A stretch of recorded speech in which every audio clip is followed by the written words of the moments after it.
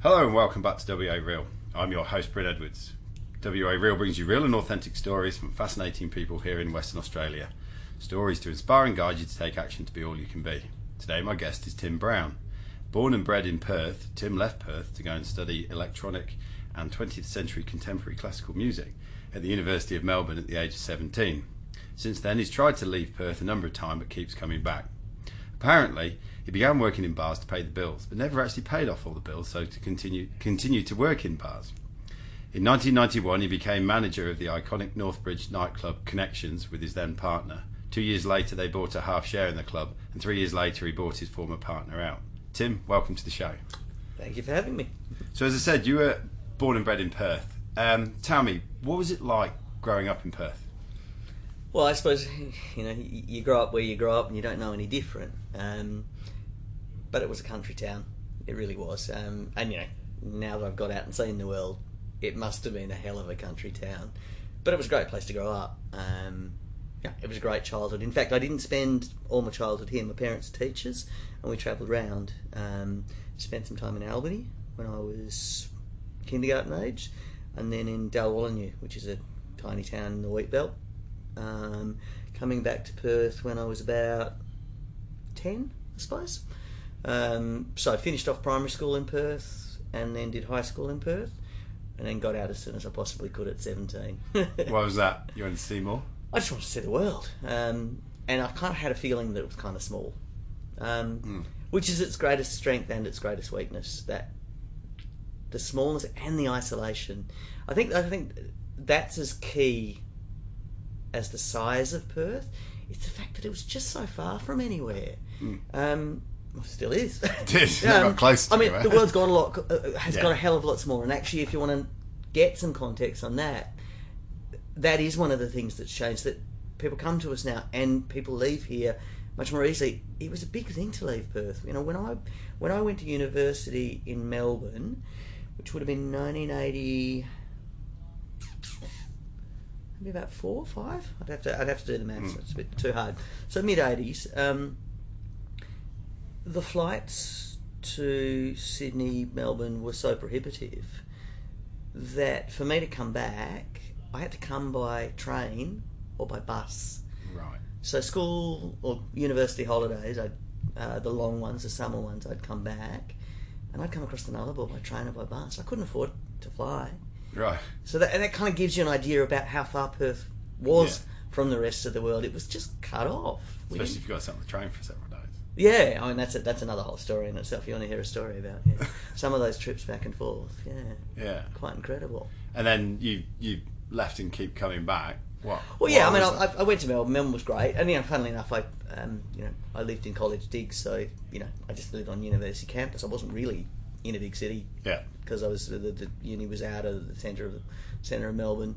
I came back when I finished university, did a bit of work, not sure where I was going, went travelling again, come back, did a bit more work, went travelling again, just not sure what I was going to do with myself. And then really, actually, the thing that made me settle was this place, this job. Right. So you've, you made your life and your career and your business out of entertainment, party, nightclub. Where does that come from in your story? I think I always did it. The music thing, it sounds very grand, electronic and 20th century contemporary classical music. Yeah, certainly when I read it, I thought. Yeah, truth be told, it's kind of a bit of a dead end. I'm sure the people that practice it don't think so, but there's probably 8 of them in the world. I think the classical music's a pretty esoteric practice at the best of time.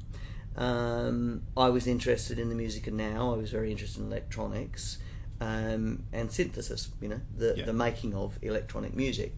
My dad was not going to have me playing keyboards in a band that I needed to study, and it was university, so let's have a look what there is. And there was this course in Melbourne, and it would kind of tick 2 boxes that I could get away and study something that was interesting around that. Really what I should have been doing is studying or getting involved in electronic dance music. because that was sort of bubbling up at the same time. What I was studying in a very what would you call it, formal way was what essentially became sampling, which all dance music, most pop music these days is made of. Yeah. It's just that at that age I hadn't quite made the connection, and in fact the world hadn't really made the connection, because that was the beginning of that thing. And sampling is fundamental. It's the basis of all the music that's played in nightclubs, certainly, and huge amounts of what you hear on the radio.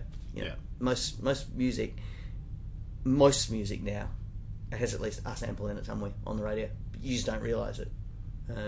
So, you know, how did I end up doing that? There's the music strand of it, and I like a party. You know, and I was, you know, artistic and creative, and this place is more than just music. We put on shows, we decorate, we theme it, we, you know, it's a whole package. I love that whole package. I love creating that environment. You know, like, I don't make music, which is probably one of my biggest regrets, that I never really kept that up. But I make this thing that is this multifaceted, multidisciplinary artwork. Every night. You know, that's what we do. You know, there is the music part of it, and we're putting DJs into it. We might decorate the room, there'll be a show on, there'll be people in the room. You know, it's like throwing a party. You get all those elements, you put them together to create the best party you can, and then you pull it all down and you do it all again the next night. Superb. Yeah, it's wonderful. You know, it's quite magical. It's hard work. It's really, really hard work. And, you know, if you've ever thrown a party, and everyone's thrown a party or so, you imagine, you know, that thing when you've done it all, and you've got the drinks all set up, and you've chosen your music, and you've decorated the backyard, and everything's there, and then you sit on the couch, and no one's come yet, and you go, oh shit, I hope I've got some friends. I hope they like me. I hope they like what I've done. You know, it kind of feels like that at the beginning of every night. You know, I mean, that's a buzz too. And when it's great, there is nothing more exciting than being in the midst of it, especially if you're DJing. And we can get to DJing after if you like, you know. But there is nothing like the feeling of DJing to a room full of people that are dancing to the music that you're playing now. Excellent. Yeah. So, for the listeners, we are actually sitting here in Connections Nightclub. Can you give me a brief sort of potted history of the place? Because it's over 43 years old. What is it now? 1975, so 43 years. Yes. Yeah, which is incredible. It is. The nightclub, actually, so it sits on James Street, right in the middle of Northbridge, right in the thick of things. Next door was, for many, many years, a kebab shop called Plaka. Now, if you've been in Perth for a long time, you'll know Plaka, because it was the kebab shop that everybody went to. And it was huge. It was 800 square metres. The old Greeks that owned it, you know, came out here with nothing. Had it since, I'm not quite sure when. They bought the block next door, built a building, and in it they put a nightclub. And in 1969, they opened a nightclub called the Top Hat Cabaret.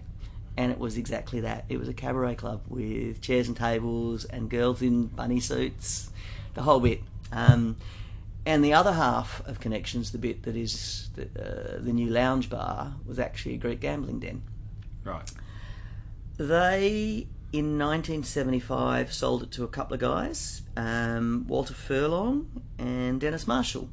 Dennis Marshall had been a footy player, first for Claremont, and then for Geelong in the AFL. Come back to Perth, had various pubs and clubs all over town. We could go into those another day if you like. But he had a really great manager at the time who was an Englishman, gay, who said, there's no gay nightclubs in this town. You need a gay nightclub. So in 1975, Dennis and Walter, who, although he was married at the time, was probably gay himself, opened Connections Nightclub with James, that Englishman, managing it. And the first advertisement for the nightclub was 4 pages in the personal section of the Sunday Times. Right. Because, as you can imagine, a gay venue in 1975, well, it was illegal for starters. Yes. was a very secret thing. The club did very well. In fact, it must have done incredibly well in the 70s and 80s. I remember coming here for the first time, I would have been 16, with my girlfriend at the time, who was a bit older, who thought I might like this place. I think she might have had my number. She did have my number. We're still mates, actually. Yeah. And her daughter turned out to be a lesbian, which is the greatest irony of it all. Anyway, she brought me here, yeah, it was something else. And I think for the listeners at home, it's worth putting what being gay meant in context through the 70s, 80s, even into the 90s. You know, it wasn't something that was spoken about. And most gay people had to keep it under their hat. So this nightclub was a little secret place, and a law unto itself. It was a little fantasy world where a whole bunch of people could be themselves. The only place they could be themselves in this town. I mean, there had been other venues along the way, some really great ones too, but Connections has always been there, and in that time it was a closed shop. You really had to work very hard to get in the door. You had to convince the doorman that you were family, which was the actual term that was used. Right. And then there's another interesting element to it, that it's because it's a small town. In bigger cities, the gay community is sort of broken up into the young gay guys, the older gay guys, the lesbians. Everybody had their own little corner. Right. Perth didn't have all of that. So we were all kind of mushed in together. Which I imagine would have created a sense of community. Yeah, a wonderful itself. community. It was self-regulating. I mean, when you think about going out now and there are, on any given night, there are 10 doormen working. We had 2, and they stood on the door, and basically they just stopped the shit from the street coming in and making sure that everyone inside was safe. And everyone inside was safe. Yeah. Because they knew each other. They all watched out for each other. Yeah, I suppose that's different to any other nightclub where you're, patrolling what goes on in the club. You're patrolling, making sure that outside doesn't come in. Yeah. The inside's a the inside's a safe environment. place, completely. Yeah. And in fact, even talking to the cops, they said, "Oh yeah, we just left you guys alone. There's just no point." In fact, the only reason we ever came in was to actually check our notes on what was going on elsewhere, because it was the only bar that was open late. The 2 men could be sitting in a corner having a deep and meaningful conversation without people getting suspicious. So this was our spot to come back and debrief, yeah, and go, well, I saw this and this went down. It was a very live and let live place. I mean, it still is a very live and let live place, and I think that for me is its greatest strength. And funnily enough, that business about it all being chucked in together has ended up being its strength. To this day, there was always an element of not gay people or straight people, the term being, or and everything in between. Because if you found it, you'd go, "This is great. This place is like, I can let my hair down and nobody gives a damn, and there's no judgment, and it's a bit weird, but so there was always an element of people that came along. A dentist that owned its wife is Wendy Marshall, who owns Elle Fashion Boutique in Netherlands. So there was always a very strong fashion element in here then too. So you got as well as the gay crowd, you got the arts crowd, the fashion crowd, all mixed in together, and then people that like the music, because we've always been known for having great music. There's a whole bunch of things that play into what's given it its longevity. And I haven't even got to when I started. So that was going to be my next thing. So tell me about how you ended up becoming the manager and then taking it on. Yeah, so in 1991, well, I'd come back to Perth. I'd started working for Matilda Bay Brewing Company after the America's Cup, which you've probably realised already was a seminal moment in WA history. Matilda Bay Brewing Company started Sail and Anchor in Freo, and I came back. I was actually in the US for the America's Cup, so I missed the whole shebang. Came back, and Perth was still basking in the glow of that. got some work down in Freo, and I worked for them for quite a few years. I ended up working in a place called Oriel, which was in Bayview Terrace, Claremont. A small bar there. It was a bar that was small before we actually had small bars. Dennis Marshall, the owner, used to come in every morning for breakfast. Well, actually, no, mid-morning, sit and read the paper. We got to know each other. My partner of the time, Peter, knew Dennis, and he was is a bit older than me. Had actually worked here in 1978. Right. And at that stage, Connections had some serious competition. It was also the height of the AIDS crisis. So, that's a very long and involved story, but, it really is our Holocaust. We lost a generation at that point.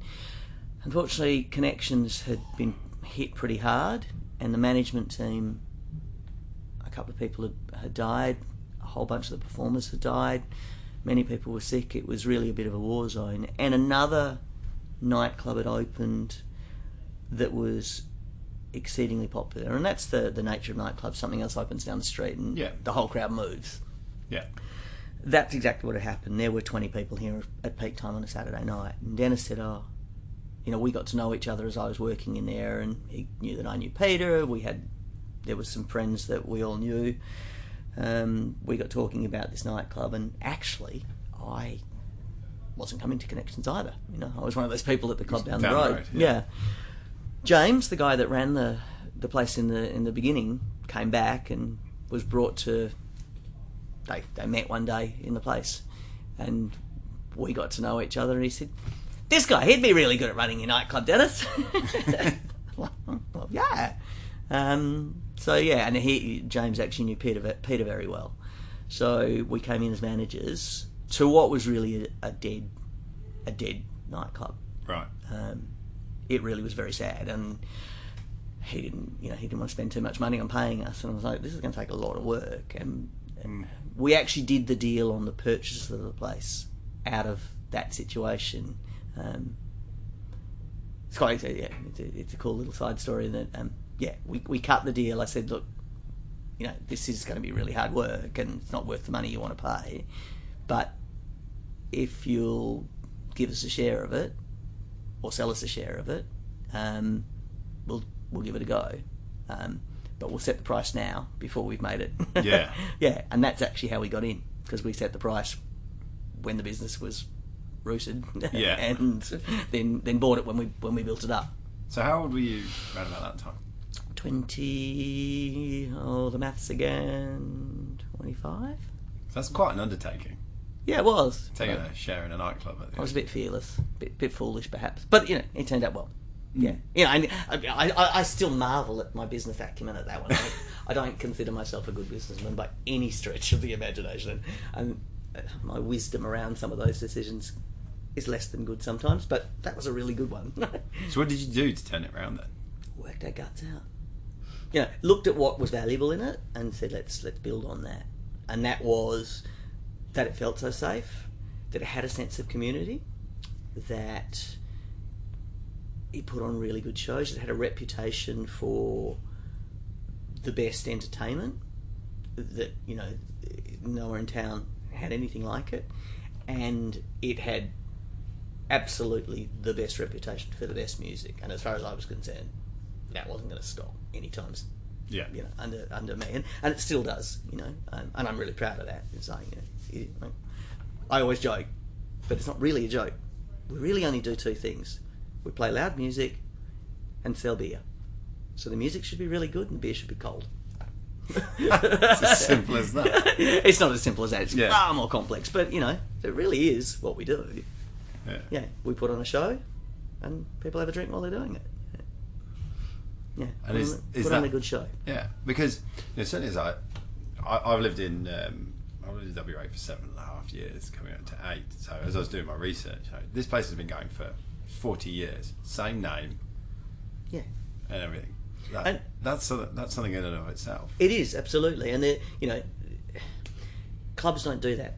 They last for a couple of years, and they're the hottest thing in town, and then something opens up down the road, like happened to Connections, and everybody leaves, and that just keeps happening. That's the nature of this sort of business. That's what goes on. And Perth doesn't have, it's not old enough to have the pub that's been there for 200 years or has got all this backstory. It had, particularly back then, it didn't really have any institutions.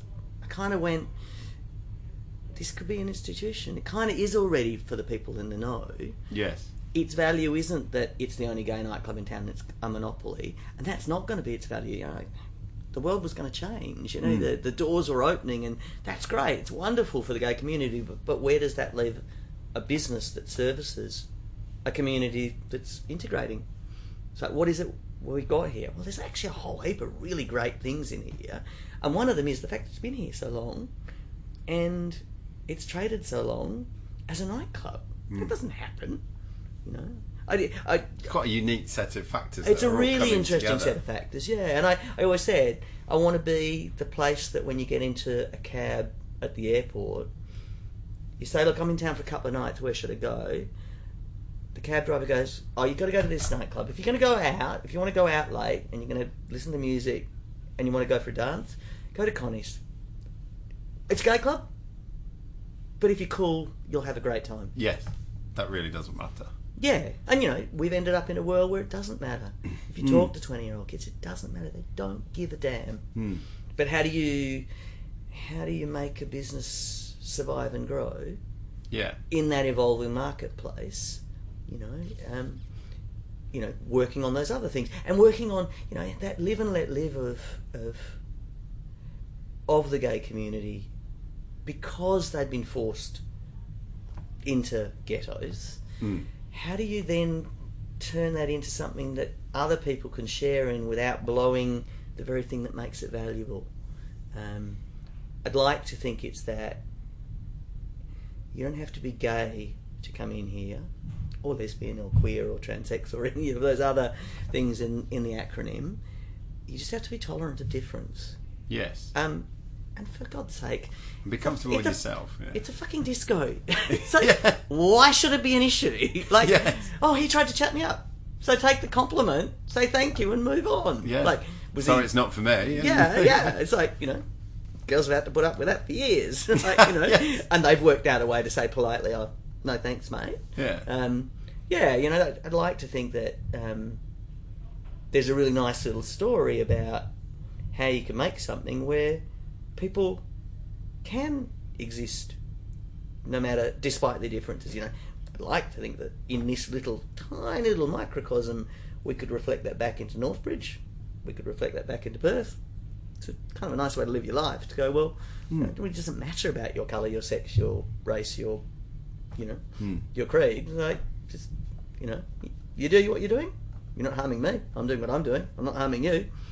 Let's get on with it then. Yeah. We're having a party. Let's have a party together then. Bring it on. You want to be I mean, I've had numerous podcasts before where people have carried on with certain life scripts and expectations, and then they've had almost this painful awakening from it, and then it's like, oh, I now need to live true to myself.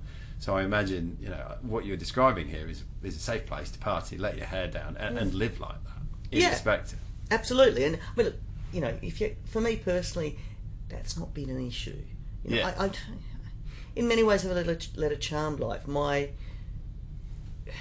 sexuality, I mean, telling my parents was a drama, and there were tears and all sorts of stuff. But actually, for me, I'm like, well, and it was a somewhat organic process for me, rather than I am gay and I need to come out and tell the world. It was like, well, I'd had girlfriends, I'd had boyfriends, and then I got to the point where I had more boyfriends than girlfriends, and here we all are.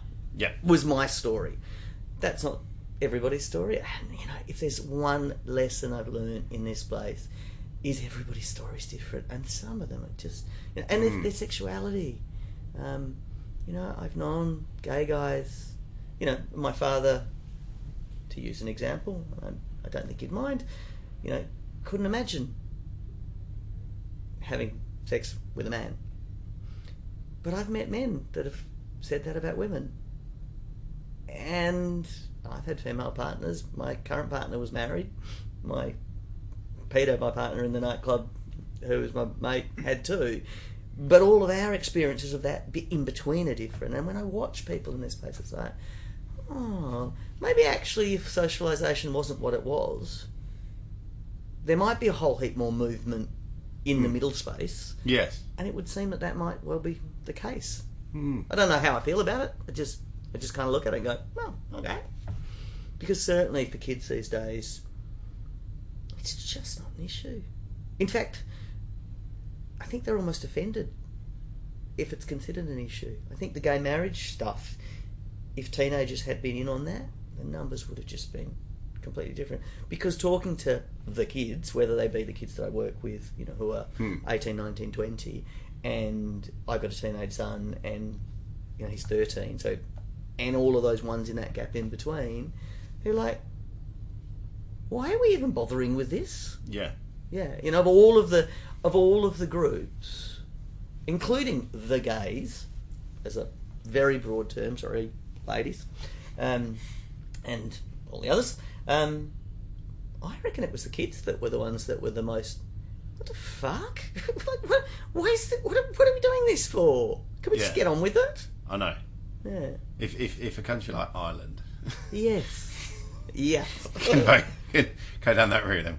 Why should a young country like Australia have dramas? Yeah, and actually a country that has a very rich history of gay stuff. You know, our Mardi Gras in Sydney is huge. Yes. And, you know, when you look at so much of the stuff that we've produced, the art that we've produced along the way, you know, you look at Priscilla and, you know, that's 90s, but, you know, The Adventures of Barry Humphries, of Barry Mackenzie, which is early 70s, just camp as tits. It's like, yes. There's just so much camp in the real thing, in the Jermaine Greer, you know, Camille Paglia sort of way, queer, coursing through our veins, which is kind of ironic in our big butch Australian psyche. Yeah. That this thing kind of has run parallel for a very long time.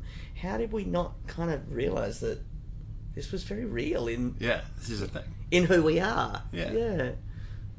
Yeah. It's just, I've always found that interesting. But it's lovely that it gets expression in this place. You know? Because, you know, I could imagine over the years, you get to see so many different interesting people. Oh, shit, yeah. And interact with them. Yeah, I mean, it's like this podcast of yours. Yeah. Times 1,000, you know?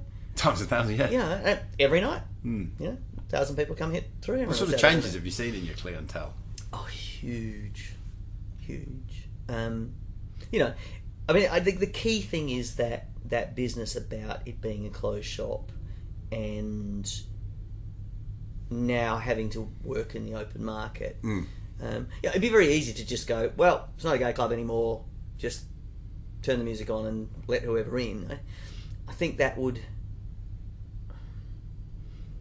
I think it'd be self-defeating. I think the very value of it is that it retains culture and heritage. And heritage, yeah. You know, I think we did a really interesting thing when I started rebuilding Northbridge some 15 years ago. I was asked to sit on the board of the Northbridge History Project, and there was a state government initiative, and it was historians doing it, and all that stuff's gone back into the library, and in fact ends up in part of the new museum. I found it very interesting that at that time they had sat down and went, you know, because Northbridge is kind of the meeting point for all of the culture coming into this city. So many different groups come into to Northbridge as their first step, or it was home for a reason. Be it the Greeks that owned this place originally, the Italians, the Chinese, so on and so forth. So when they did the history project, they what's the word I want? They basically made a list of all of the cultural groups that were relevant to the history of Northbridge, and it was the Greeks, the Chinese, the Italians, the Jews, the Vietnamese, the prostitutes, the artists, and the gays. You know, and at that point I was like, we're a culture. And I worked with some really cool people within that, and and they asked the questions about the gay and lesbian community in terms of culture. And what we realised there was actually, we had culture in the real sense. We kind of worked it through and we had everything on the list except for cuisine. Cuisine? Yeah, you know, we had our own music, we had our language, we had our places we went and celebrated. This is that temple, for want of a word. And this was crucial in this town to that story of this culture within the broader culture of the city. It really made me go, oh. You know, I think maybe you asked a sense of pride about that. Yeah, a sense of pride in it. But you said, was there a light bulb moment? If anyone, that was it. Yeah. And it was at that time that the gay community was just kind of flourishing and the world was going, oh, there's all this stuff. So how do you hang on to a culture whilst integrating, particularly when you don't have bloodlines? Yes. So I've referred to it as the Kylie Kwong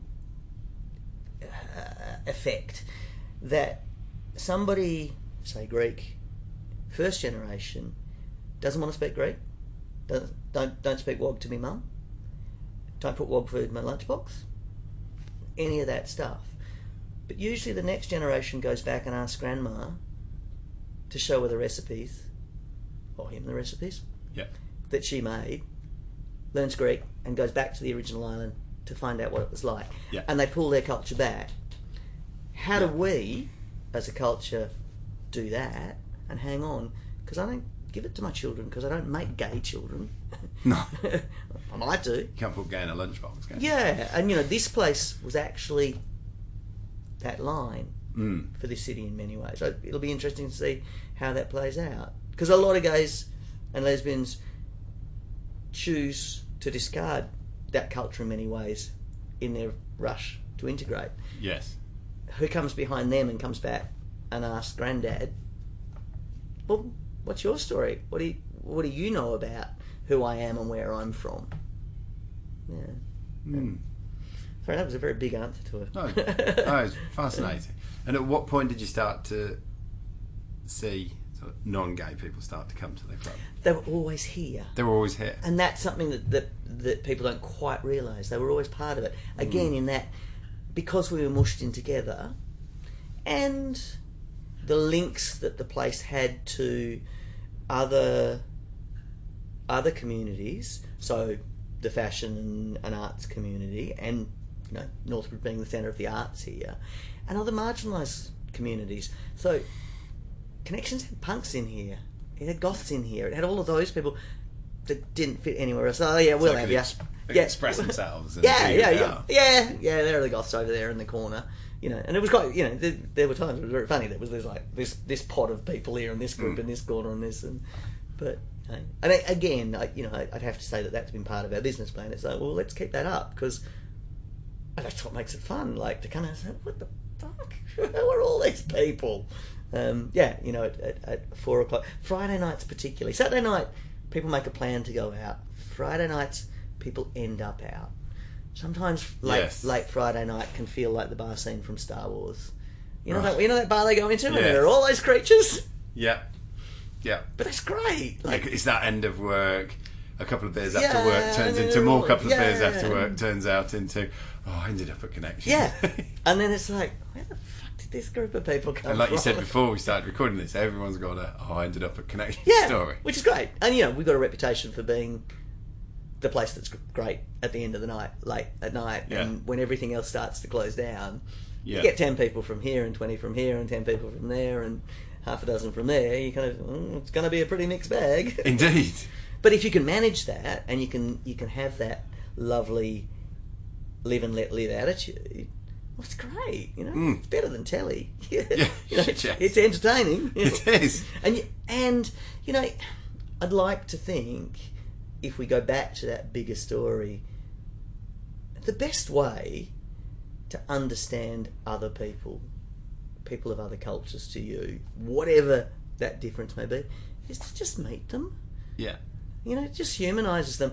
And late in the bar, where you're dancing and you meet random people. you know, and you do meet random people, and then imagine. you go, oh, he's all right. He's not bad at all. You know, I'd like to think that contributes to a more tolerant view all round. Mm. So, what's it like on a day-to-day basis running this place?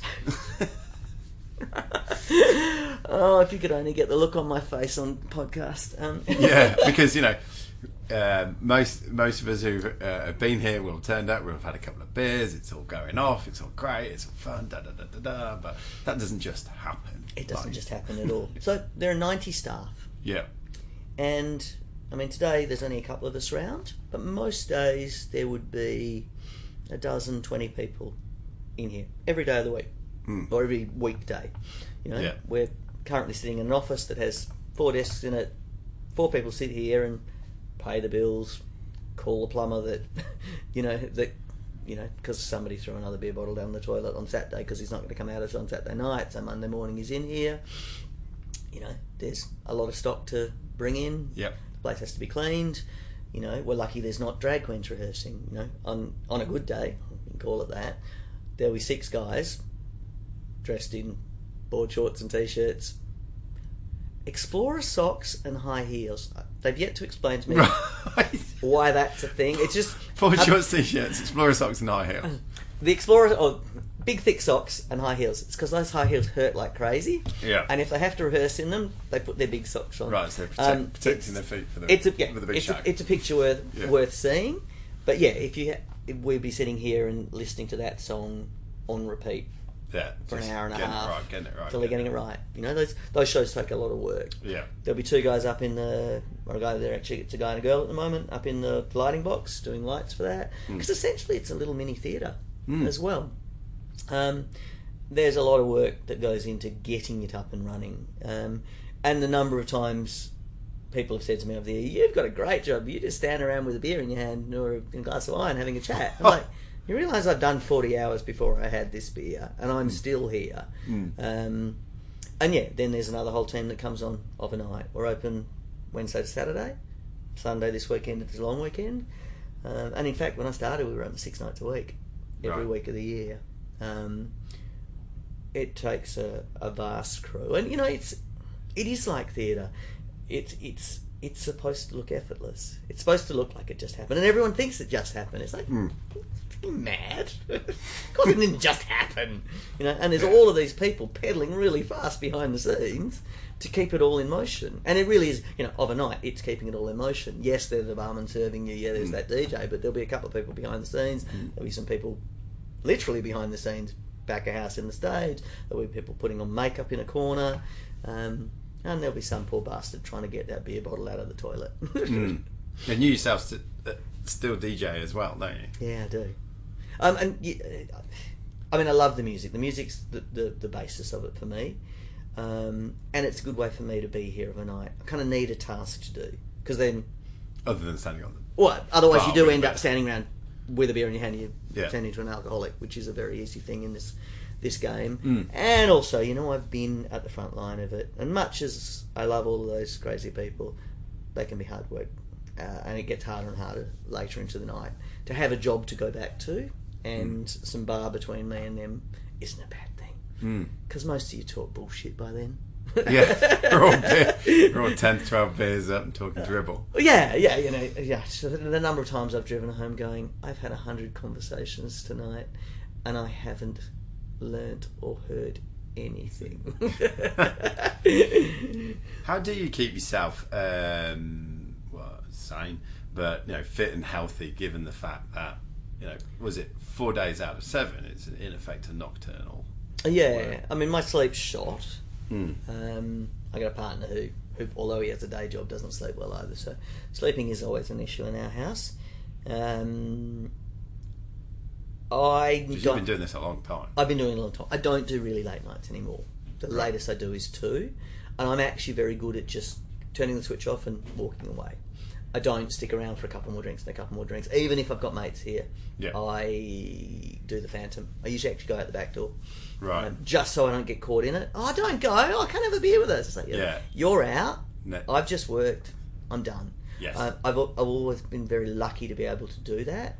to be able to stop drinking, to be able to just walk away from it, and I'm also able to just go home and take my gear off and just go to bed.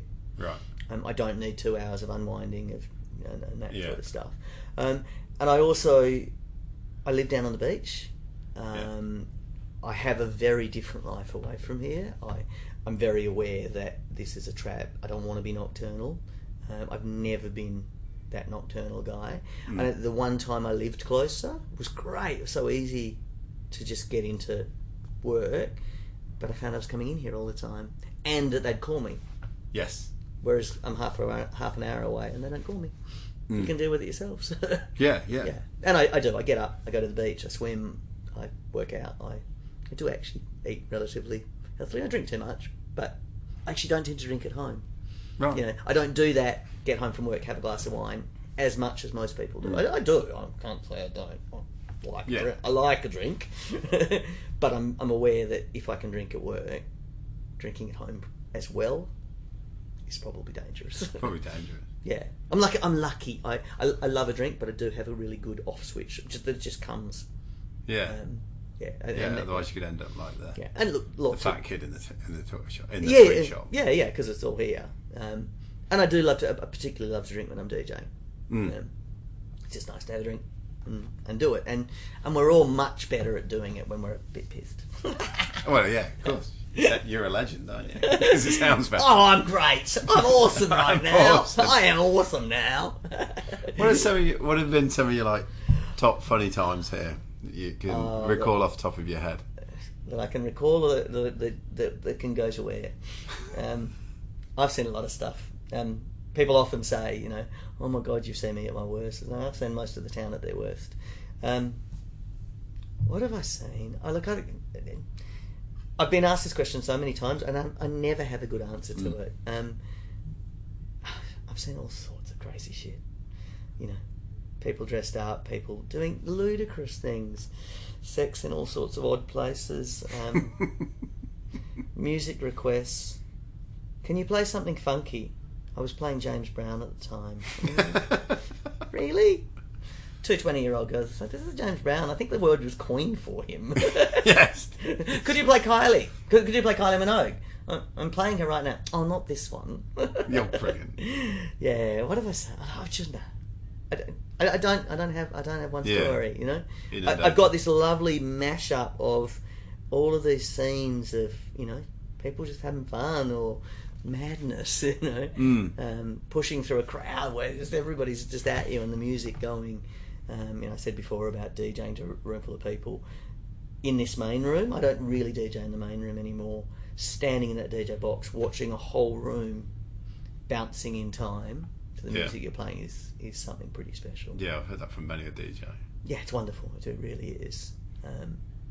Yeah, and when they rise up, and it's tribal. It's really tribal. If you think about when you're on a dance floor and you're all dancing together. You know, when I was saying about that culture thing, you know, this is our temple. You know, this is dancing around the campfire, sort of real visceral, letting loose. You know, even people that say they don't dance, when they get to that point, are right into it. They're dancing and they're loving it. Yeah, and there's an energy and it moves them. And you'll see that in many indigenous cultures, and we do that. World. You know, white people aren't very good at that stuff. Yeah, without biting our bottom lip. Yeah, yeah. Or quite a few drinks. Yeah. And in this community, you know, it's you know, this was where that happened. Actually, there's a, you know, can I remember a particular vision? You don't see it quite so much now, but you know, I think most people would imagine a gay club with a sea of guys with their shirts off.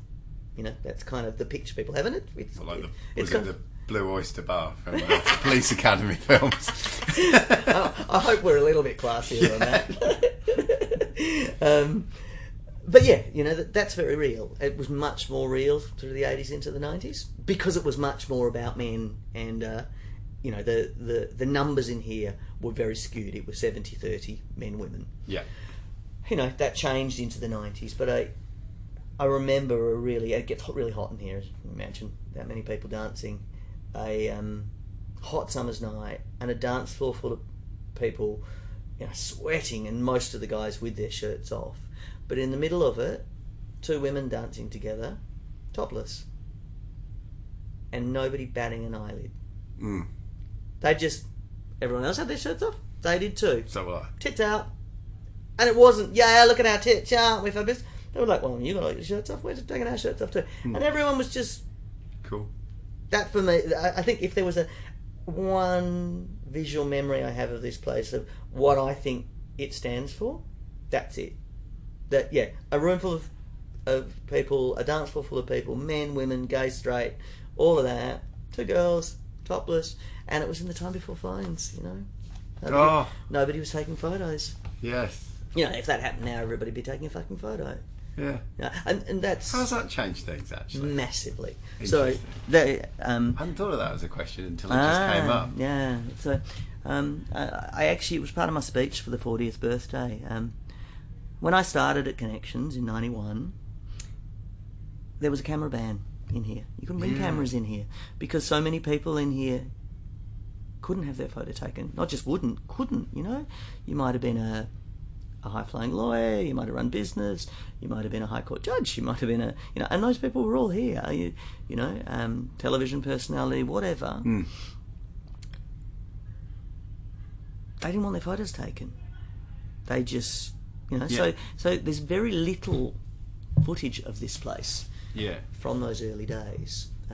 What we've got is absolutely treasured. And if someone pulled out a camera, I'd go over and say, I'm sorry. The gay newspaper was allowed to take photos, and somebody had to get permission to take photos, and they had to get permission from everybody in the shot. I told that story at the 40th birthday a couple of years back, standing on the stage, and I said, and the irony of it is, as I look up now, most of you have got your cameras up. You're all filming this. That's how much our world has changed. We've gone from this room, and this is the old room, the original room, has gone from being a place where cameras were banned to a place where everybody films everything. So part of that being a space to be free and let loose is given away because you don't have, not the anonymity, but you're not as free because somebody's going to take a photograph of it and post it. So on Instagram, on Facebook. Yeah. Again, the kids don't give a damn. I mean, they're all very quick to say, "Oh, could you take this photo down?" Because usually it's because they're making a stupid face and they don't look pretty because they haven't got their. As opposed to being seen at Connections. Not yeah. It's all of that.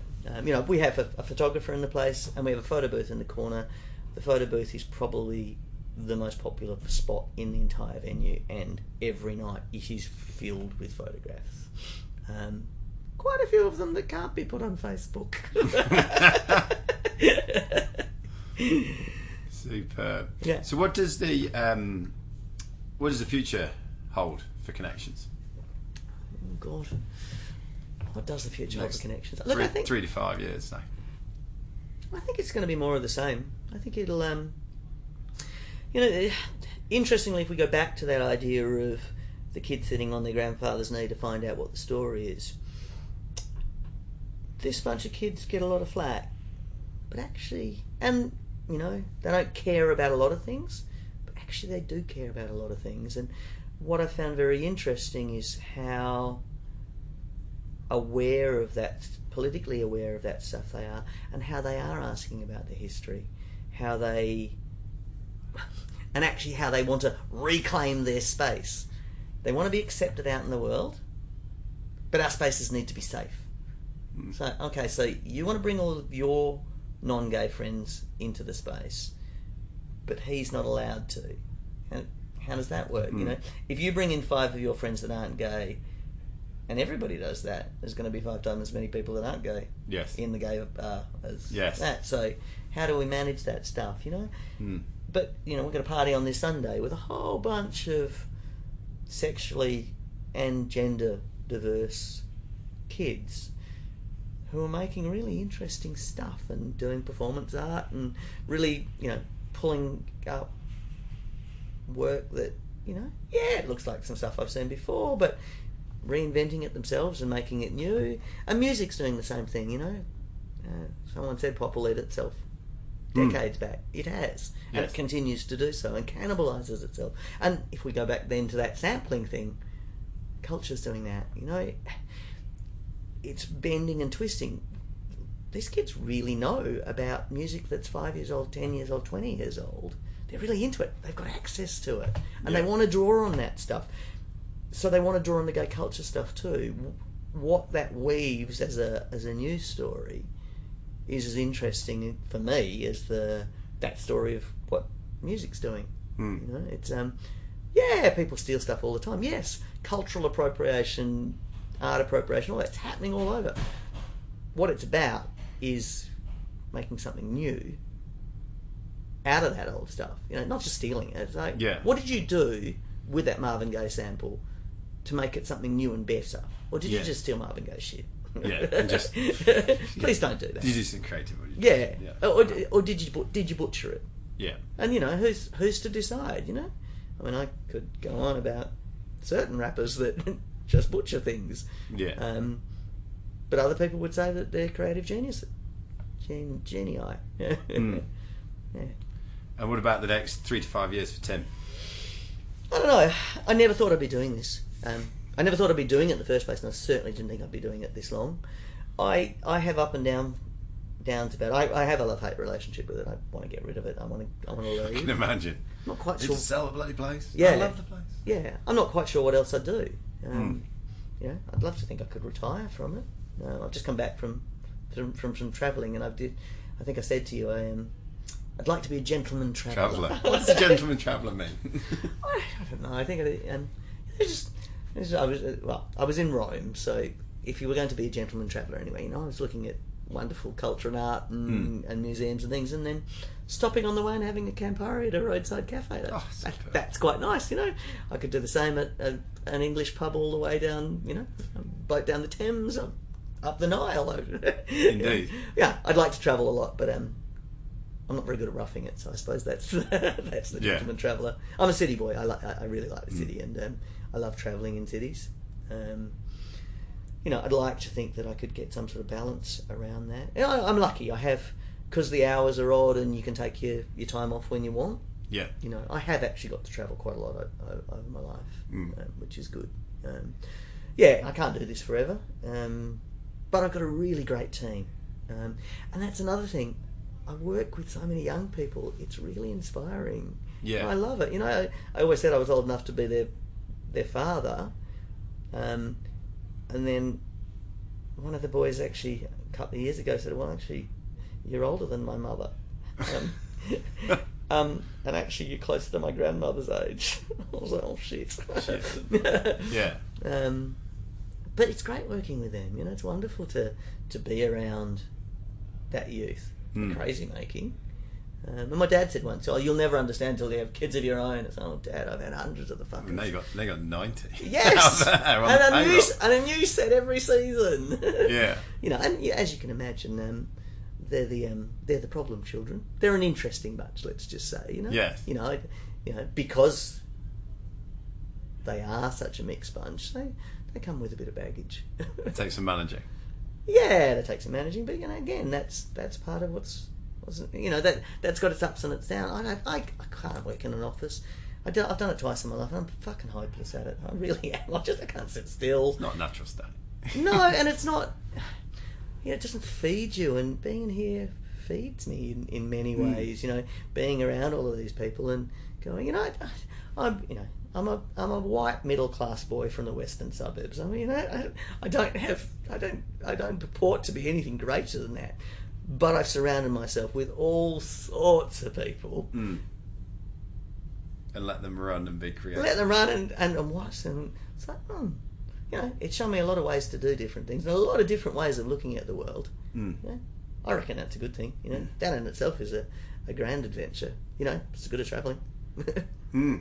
What have you learned about yourself through this journey? What have I learned about myself? How much I like that. Yeah, you know that. You know, I can be a terrible misanthrope sometimes. Oh, these fucking cunts. actually I do really like people, and I do like to hear their stories, and I like to watch their stories. I like to watch. Yeah, it's true. Sometimes it's like, I don't want to get involved in your shit, but can I just sit over here and watch what's going down? Yeah. That's what I really like. It's fascinating. It really is. So you really are quite the people person. Yeah, and yet I love travelling by myself. Yeah, I'm a people person at a distance. Does that make me sound creepy? Everyone needs a yin to their yang. Yeah. I really need my alone time. I'm very, very fond of being by myself. Yeah. One of the questions I do often ask guests is what do you do to bring yourself back and ground yourself? So obviously being at the beach and having your own time is key to you. Yeah, and I actually I read a lot. I do a lot of stuff that people would be surprised that a nightclub guy does. Such as? Well, I'm really into reading, and I read quite heavily. I'm a history buff. I love languages. I'm actually really, really bookish. Right. Yeah. I suppose that's the broadest way to describe it. I'm bookish, and when I sit, I say I get out to the beach and I go to the gym and stuff. I'm hardly sporty by any stretch of the imagination, but I couldn't survive if I had to stay in this space, in this nether world of this nether nocturnal world. I just couldn't. I couldn't survive if that was all there was. I'd go bonkers. I want to get out there and I was certainly curious to know the answer to that question. Yeah, I think there are some people that are that, but I think most people it burns them out. Peter, my business partner, who was my other partner, because we don't have good language around that, for 20 years, was much more nocturnal than me, and I did when we were running it together. Just the two of us, I would do the days into the early evening and then hand over to him, and he'd do the late nights. Right. And then he wouldn't get up till 10 o'clock, 11, 12 o'clock, Yeah. And he still doesn't, even though he doesn't work in the business anymore. He was much more nocturnal. He likes being up then, that doesn't work for me. But he also got very, very burnt out by it. Yes. And I think that's more often than not the story of people that work in this industry. You either burn out or you find a way to do it on your terms. Yes, I imagine you have to. Yeah. If you could go back and just have a quick word with Tim just before he's about to take on Connections Nightclub and give him a piece of advice, what would it be? Hold on tight. Hold on tight. I wouldn't change it. I made some dumb mistakes. I've lost my shirt, I've pawned my rings, I've done all the dumb things. But I wouldn't change it. So, it's what it is. It's life. What would I have told myself? No, it would have been hold on tight. I don't think anybody could have been prepared for the ride that this has been. Hold on tight. Superb. And finally, for the listeners out there, if you sort of take stock of what we've been talking about, if you got like Tim's little message on life, what would that be? It is what it is, Take it, And my mantra is, in everything in this life, there is a lesson to be learned or an adventure to be had. It's true, take what you can from whatever happens to you. So bad shit's going to happen, but good shit's going to happen. It's not all good. You can't see the dark without the light. Well, you can't see the light without the dark, But there's something in all of it for you. I did once say that at a management meeting, that was my mantra, that in everything in this life there is a lesson to be learnt or an adventure to be had. And one of the guys turned around to me and said, well, yeah, Tim, but lately it feels like every lesson's been an adventure and every adventure's been a lesson. How did you respond to that? And I was like, yeah. Can't agree with it. You're so right. Indeed. So there we go. Tim, it's been absolutely fantastic talking to you today. It's been highly amusing and hugely insightful. I'm one of many people here in Perth who's got a connection story. Been out and ended up here and this, that, and the other. But to hear the story behind it and to hear its history, as an institution, as a piece of heritage, and the culture that comes with it, it's been truly a treat. So thank you very much. Thank you. I'm more than happy to do it. It was great to do. Indeed. Cheers. Cheers.